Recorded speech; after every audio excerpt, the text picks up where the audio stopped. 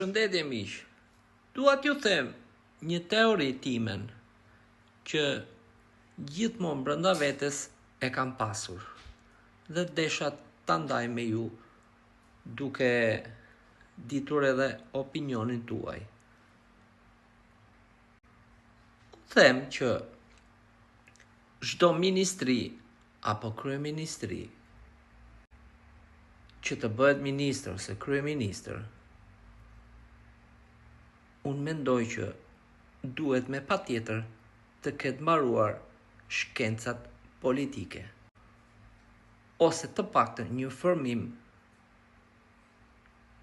pikërisht për këtë lloj, për të qeverisur një ministri ose një shtet të tërë. Pasi siç e dim, çdo mestier duhet kesh përvojë. Për shembull, një pilot.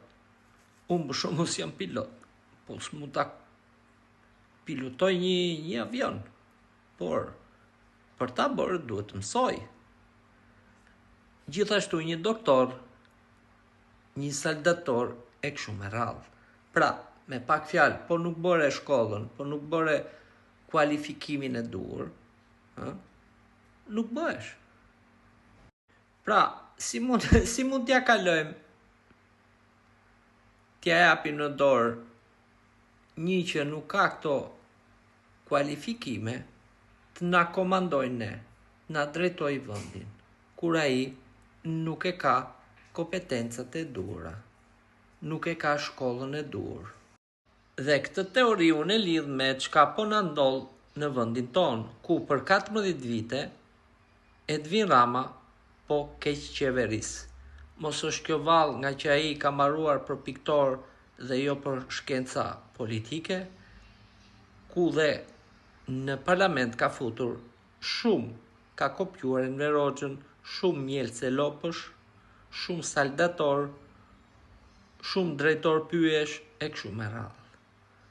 Dhe i shkreti vetëm ankohet, nuk e konfojin unë, që më vjedhin kumlla, fish, rrush e kështu me radhë mbrapa krave. Pra, nuk di të qeverisi. Ose është bashkëpunëtor, por në të dy rastet ai s'duhet jetë më aty ku është. Po t'jetë bashkëpunëtor, duhet shkojnë në burg. Po t'jetë i paaft, duhet shkojnë në shtëpi. Po prap duhet mbaj përgjegjësi. Faleminderit.